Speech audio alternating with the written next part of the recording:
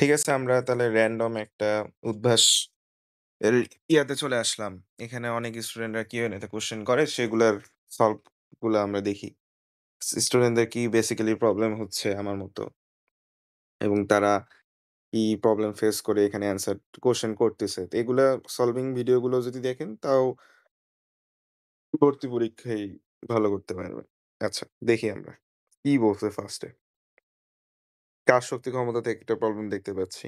ওকে। এখানে example number 38 এর ক্ষেত্রে একটি 2 মিটার ব্যাসের 6 মিটার গভীরতার পানিপূর্ণ কুয়া সম্পূর্ণ খালি করতে 1 মিনিট সময় লাগে। মোটরের ক্ষমতা হলো mgh/2 সেটা বুঝলাম সম্পূর্ণ কুয়া খালি করতে হবে। কিন্তু এই যে m এর পরিবর্তে পাই আর স্কয়ারটা লেখছে, এটা কিভাবে লেখছে? এটা কি লেখছে হচ্ছে m/v আমরা জানি।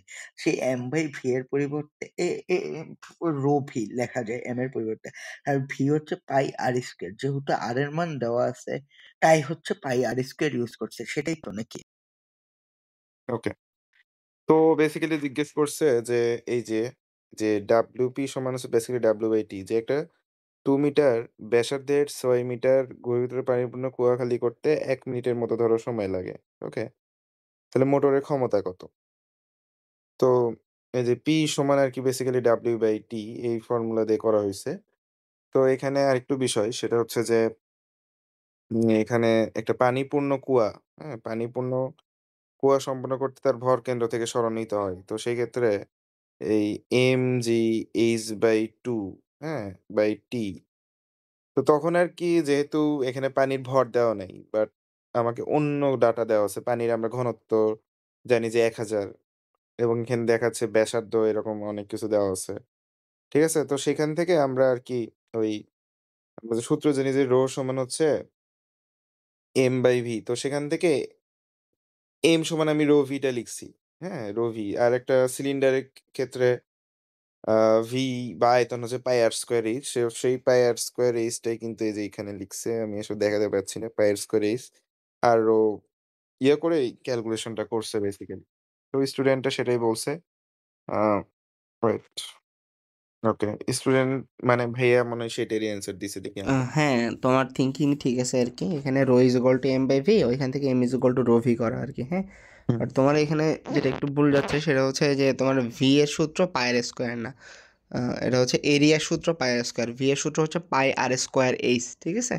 যে তোমার কুয়া হচ্ছে সিলিন্ডার আকৃতির একটা বস্তু। তো সিলিন্ডারের আয়তন নির্ণয় সূত্র হচ্ছে পাই আর স্কয়ার এইচ। তো এখানে দেখো এই যে রো পাই আর স্কয়ার এইচ বসাইছে তোমার হচ্ছে m এর জায়গায়। আর h/2 বসাইছে তোমার যে mgh ছিল না ওই h এর জায়গায় h/2 বসাইছে আরকি, হ্যাঁ? এমনি বাকি তোমার থিংকিং ঠিক আছে। ওকে। তারপর পরে একটা মেয়ে একটা কোয়েশ্চেন করছে। ইংলিশে যে ও নাকি ৬ নাম্বারটা বুঝে নেই। যে কি লিখছে এখানে? "The reading of newspaper is a good habit. Here the underlined part is a বা an" মানে "The reading of newspaper is" একটা আ বেসিক্যালি এটা একটা গুড হ্যাবিট। Here the মানে "The reading of" বেসিক্যালি এটা একটা কি? জিরান্ড হবে, নাউন হবে, পার্টিসিপল হবে না ভার্বাল নাউন হবে। সো এটাই আরকি। দেখি আমাদের উদ্ভাসের টিচার কি অ্যান্সার দিছে? এখানে ৬ নাম্বারটা বলেছে, "the reading of newspaper is a good habit. Here the underline part is a অথবা অ্যান" হচ্ছে এটা ভার্বাল নাউন হবে। কেননা এখানে আর্টিকেলের পর এবং প্রিপোজিশনের আগে যে শব্দটি থাকে একটা শব্দ সেটা হচ্ছে নাউন হয় এবং এটা ভার্বাল নাউন কেননা এটা রিডিং একটা হচ্ছে ক্রিয়ার কি আগে বলল? যে শব্দটি আরেকবার শুনি। আরেকবার শুনি আমরা। এখানে ৬ নাম্বারটা বলেছে, "the reading of newspaper is a good habit. Hmm, here the underline part is a অথবা অ্যান" হচ্ছে এটা ভার্বাল নাউন হবে। হুম, হুম। কিভাবে? কেননা এখানে আর্টিকেলের পর এবং প্রিপোজিশনের আগে যে শব্দটি থাকে একটা শব্দ সেটা হচ্ছে নাউন হয় এবং এটা ভার্বাল নাউন কেননা এটা রিডিং একটা হচ্ছে ক্রিয়া থেকে উৎপন্ন হয়েছে। ক্রিয়া থেকে উৎপন্ন হয়ে এখানে বিশেষ্যের কাজ করছে। বিকজ এখানে আর্টিকেলের পর এবং প্রিপোজিশনের পর জায়গাটা হচ্ছে নাউনের। সো এটা এখানে ভার্ব থেকে উৎপন্ন হয়ে রিডিং হচ্ছে একটা পড়ার কাজ না? সো হুম। এটা হচ্ছে ভার্ব থেকে উৎপন্ন হয়ে এখানে বিশেষ্যের কাজ করছে। কিন্তু বিশেষ্য রূপে এটি রয়েছে। তাই জন্য এটার নাম ভার্বাল নাউন। ওকে। আপু যেটা বলতেছে যে বেসিক্যালি এটা সাবজেক্টে আছে। আর এটা হচ্ছে যে আমাদের এই যে এটা হচ্ছে বেসিক্যালি আর্টিকেল। হ্যাঁ, আর্টিকেল আর এটা তো হচ্ছে আমাদের প্রিপজিশন এবং আর্টিকেল আর প্রিপজিশনের মাঝে বেসিক্যালি রিডিংটা হইছে। ঠিক আছে? তো এই কারণে এই রিডিংটা আরকি উৎপত্তি হইছে তো মানে রিডিং মানে কি?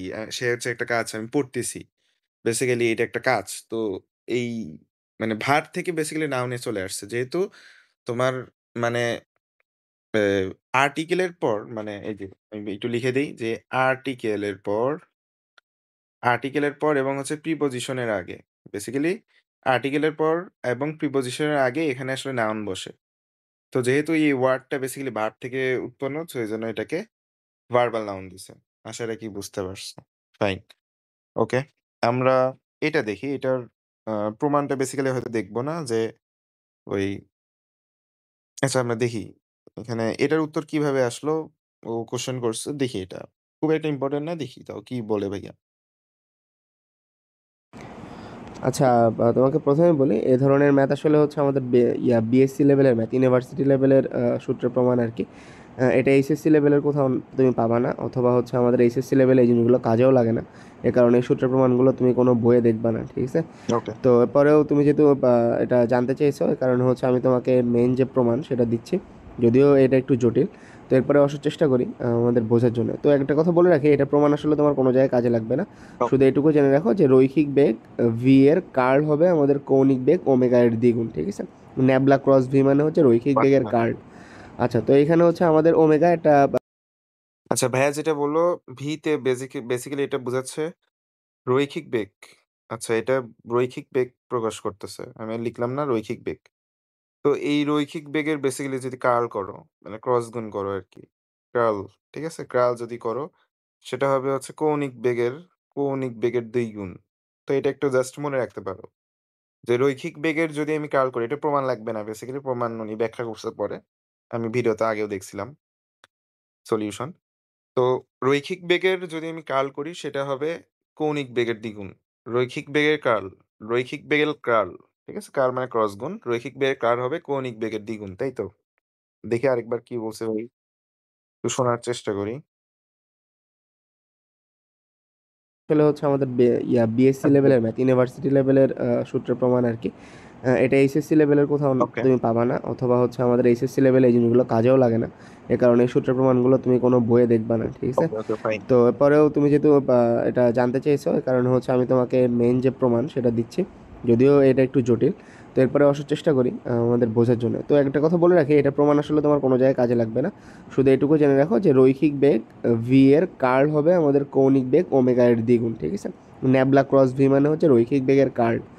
আচ্ছা, তো এখানে হচ্ছে আমাদের ওমেগা একটা ত্রিমাত্রিক ভেক্টর রূপে আমাদের ধরে নিতে হবে omega X, omega Y, omega Z. এখানে একইভাবে আমাদের প্রমাণ দিছে। তো ঠিক আছে যে রৈখিক বেগের কার্ল হবে কৌণিক বেগের দ্বিগুণ। রৈখিক বেগের যদি তুমি কার্ল করো সেটা বেসিক্যালি কৌণিক বেগের দ্বিগুণের সমান। রৈখিক বেগের কার্ল করলে কৌণিক বেগের দ্বিগুণের সমান। আচ্ছা। আচ্ছা এই এমসিকিউটা আইসিটি থেকে আসছে। কোয়েশ্চেনটা আমরা একটু দেখি। কি বলছে? দ্বিমাত্রিক সংখ্যা দেখো দ্বিমাত্রিক সংখ্যা, হ্যাঁ? দ্বিমাত্রিক সংখ্যা এর ১০ সরি। কয় নাম্বার এটা? ১৮ নাম্বার। সরি এটা ছিল না। ১৮ নাম্বারটা দেখো। কি বলছে এই যে ১৮ নাম্বার? হুম। সেটা হচ্ছে যে 31b, হ্যাঁ? 31b আর যদি 5b আমি যদি ভাগ করি তাহলে 5b পাচ্ছি। তাহলে আর কি b এর মান কি? হ্যাঁ? তাহলে আর কি তোমার b এর মানটা চাইছে যে b এর মানটা কি? আচ্ছা এই যে 31b এবং 5b যদি আমি ভাগ করি তাহলে আর কি b এর মান কি সেটা চাইছে। আচ্ছা। তো b তো বেসিক্যালি বেঁচে আছে আরকি। তো দেখি ভাইয়া এটা কি সলভ দিছে দেখি। ওকে। ভাইয়া দেখো আমাদের প্রশ্নে কি দিছে 18 নম্বরটা হচ্ছে 31b দেওয়া আছে, ডিভাইডেড বাই কত 5b দেওয়া আছে, রাইট। ইকুয়ালস টু কত 5b 5b রাইট। এটা দেওয়া আছে, হলে b এর মান কত এটা বের করতে বলছে। তো এখানে দেখো b মানে কি বোঝাচ্ছে, একটা বেস বোঝাচ্ছে যে আসলে এখানে বেস। কত বেজের সংখ্যা হইতে পারে আর কি, যে হ্যাঁ, এটা রাইট, যে right, right base. Binary, octal, হ্যাঁ, হেক্সাডেসিমাল নাকি অন্য কিছু, যে কোনো কিছু হইতে পারে। বাইনারি, অক্টাল, হেক্সাডেসিমাল তো এটা আমাদেরকে বের করতে বলছে। দেখাচ্ছে। যাই হোক। আচ্ছা দেখো এটা আমরা হচ্ছে অপশন এলিমিনেশন করে করতে পারি।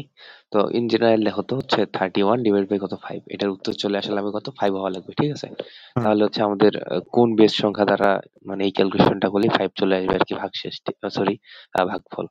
ঠিক আছে? এটাই আমরা আরকি টেস্ট করব। হ্যাঁ, তো তার আগে দেখি আমরা অপশন এলিমিনেশন করার চেষ্টা করি আরকি। ওকে। তো দেখো তো আমাদের হচ্ছে যে বেজের সংখ্যা নিবো আরকি। ধরো যে বাইনারি একটা বেজ থাকলো। তো হ্যাঁ, বাইনারি বেজে কি, কি আছে? আমাদের 0 আছে আর 1 আছে। তো 0 আর 1 এর মধ্যেই যেটা থাকবে সেটা হচ্ছে বাইনারির মধ্যে। তো হ্যাঁ। 31 সংখ্যাটা আসলে কি? কখনো কি বাইনারি হইতে পারে বলো বাইনারি তো? হতে পারে না। ওকে, যে না, ফাইন। 31 সংখ্যাটা বাইনারি হইতে পারে না। তাহলে কারণ এটা এখানে বাদ। কি 3 আছে। তাহলে এটা বাদ। তার ওকে, মানে আমাদের অপশন থেকে 2 যেটা বেজ আছে বাইনারি, এটা আমরা কি ক্যানসেল আউট করে দিতে পারি। ক্যান্সেল ঠিক আউট আছে? করবি। ওকে, ওকে। তো তারপর দেখি হচ্ছে আমাদের কি বাইনারি। আছে, যে 4 আছে, হ্যাঁ? একটা 4 বেজের সংখ্যা আছে। তো আমাদের উত্তরে দেখো, উত্তরে কি হুম। দেওয়া আছে, যে 5b দেওয়া আছে। আর আরেকটা কি, এইদিকে 5 দ্বারা কি ভাগও করছে আবার। তো এই সংখ্যাটি কখনো 4 বেজের সংখ্যা হইতে পারে। 4 বেজের সংখ্যা কি, কি হইতে পারে বলো তো? যে 0, 1, 1, 2, 3, 3 1, 2, এ 3, পর্যন্ত কি ওকে। 4 বেজের সংখ্যা হইতে পারে। তো এখানে 5 দেওয়া আছে যেহেতু, তাহলে কি 4 বেজের যে সংখ্যাটা আছে এটাও কি হবে না। Option B. বেসিক্যালি ভাইয়া যেটা বলতে চাচ্ছে যে দেখো, এখানে মানে কোয়েশ্চেনের তুমি দেখতেই পাচ্ছ যে বাইনারির ক্ষেত্রে সর্বোচ্চ তোমার 0 আর 1 হতে পারে। সংখ্যাগুলা। এই যে দেখো এইভাবে থাকতে পারে। এই দেখছো? এগুলো হচ্ছে বাইনারি সংখ্যা। বাট 31 তো বাইনারি সংখ্যা হতেই পারবে না। কারণ 3 তো হচ্ছে যে বাইনারির মধ্যে পড়তেছে না। সো বেস যে 2 সেটা বাদ। হ্যাঁ? এই যে বেস 2 বাদ। এটা বাদ। তারপর 4 কি হবে? দেখো 4 ও হবে না। কারণ 4 যদি বেস হয় তাহলে 4 যদি বেস যদি ধরো বেস যদি তোমার 4 হয় তাহলে সেটা হতে পারে 0, 1, 2, 3 এই পর্যন্ত হতে পারে। তাই না? এই পর্যন্ত হতে পারে। বাট এটা দেখো এখানে কোয়েশ্চেন এ 5 চলে আসছে। তাহলে বেস 4 ও হবে না। এটাও বাদ। তো ভাইয়া বেসিক্যালি এটাই বলতে চাইছে আরকি। যাই হোক। তারপর? বিটাও বাদ। ওকে। এখন ডি নাম্বারটাতে দেখো, ডি নাম্বারটা কত? 10 বেস। তো 10 বেস তো আমরা কি জানি যে দশমিক সংখ্যা পদ্ধতিতেই। তো দশমিক সংখ্যা পদ্ধতিতে 31 ভাগ যদি 5 করি, কখনোই কি 5 চলে আসবে না। ঠিক আছে? এটা তো বোঝাই যাচ্ছে। তাহলে দেখি অক্টালে আসলে হয় কিনা, যে সিনেমা যেটা আছে অক্টালে। অক্টালে যদি আমরা 31 টাকে যদি আমরা দশমিকে নিয়ে আসি, তাহলে কত চলে আসবে বলতো? যে 25 চলে আসে, হ্যাঁ? আর 5 কে অক্টাল থেকে দশমিকে নিলে তো 5ই থাকতেছে। তাহলে এটা ভাগ করলে আমাদের কত চলে আসতেছে বলতো? 5 চলে আসতেছে। তো এই 5 টা আবার অক্টালি কত? 5। তো দেখো এটা আমাদেরকে মিলে যাচ্ছে। যে সিনেমাটা মিলে যাচ্ছে। যে হচ্ছে কি অক্টালে 5 হয়ে যাচ্ছে। ঠিক আছে? এটা বুঝলাম না। ওয়েট আরেকবার। 4 বেজের সংখ্যা কি, কি হইতে পারে বলতো? যে 0, 1, 2, 3 এ পর্যন্ত কি 4 বেজের সংখ্যা হইতে পারে। তো এখানে 5 দেওয়া আছে যেহেতু, তাহলে কি 4 বেজের যে সংখ্যাটা আছে এটাও কি হবে না। অপশন বি টাও বাদ। এখন ডি নাম্বারটাতে দেখো, ডি নাম্বারটা কত? 10 বেস। তো 10 বেস তো আমরা কি জানি যে দশমিক সংখ্যা পদ্ধতিতেই। তো দশমিক সংখ্যা পদ্ধতিতে 31 ভাগ যদি 5 করি, কখনোই কি 5 চলে আসবে না। ঠিক আছে? এটা তো বোঝাই যাচ্ছে। তাহলে দেখি অক্টালে আসলে হয় কিনা, যে সিনেমা যেটা আছে অক্টালে। অক্টালে যদি আমরা 31 টাকে যদি আমরা দশমিকে নিয়ে আসি, তাহলে কত চলে আসবে বলতো? যে 25 চলে আসে, হ্যাঁ? আর 5 কে অক্টাল থেকে দশমিকে নিলে তো 5ই থাকতেছে। তাহলে এটা ভাগ করলে আমাদের কত চলে আসতেছে বলতো? 5 চলে আসতেছে। তো এই 5 টা আবার অক্টালি কত? 5। তো দেখো এটা আমাদেরকে মিলে যাচ্ছে। যে সিনেমাটা মিলে যাচ্ছে। যে হচ্ছে কি অক্টালে 5 হয়ে যাচ্ছে। ঠিক আছে? তার মানে 31 এখানে বি এর জায়গায় কত হবে? 8 ভাগ কত? 5, 8 ইকুয়ালস টু কত? 5, 8 অর্থাৎ অক্টালের 8। তো আশা করি ভাইয়া বুঝতে পারছো। পরে হয়তো রূপান্তর করছে কিছু একটা। এজন্য আমি খুব একটা ধরতে পারলাম না। ঠিক আছে? তো এই কোয়েশ্চেনটা আমি একটা স্ক্রিনশট দিব। ঠিক আছে? এটা একটা স্ক্রিনশট দিয়ে রাখি। মানে অপশন এ, বি যে উনি বাদ দিছে সেটা আমি মোটামুটি বুঝছি। বাট অপশন সি, ডি ওইটা কি করলো? এবং এখানে সলিউশনে দেখতেও পাচ্ছি যে সলিউশনেও কি করছে যে ৩১ কে ৮ এ নিয়ে গেছে, ২৫ কে ১০। আচ্ছা, ২৫ কে ১০, ২৫ কে ৫ দ্বারা ভাগ করলে ৫। ওকে। ও আচ্ছা। ওকে। বেসিক্যালি ও যে কাজটা করছে, ধরো এটাকে ফার্স্ট অফ অল আ আচ্ছা ৩১ কে আ ৫ এ কেমনে নিয়ে আসলো? ৫ এ নিয়ে আসলো কিভাবে? I don't know. এটা দেখতে হবে। রূপান্তরটা ভুলে গেছি বেসিক্যালি। যাই হোক রূপান্তরটা ভুলে গেছি। আচ্ছা এইবার হচ্ছে আমরা ঢাকা ভার্সিটির প্রবলেমটা দেখব। এটা কি আলাদা একটা ভিডিও করব? হ্যাঁ, আলাদা এটার জন্য আলাদা ভিডিও করি। ওকে।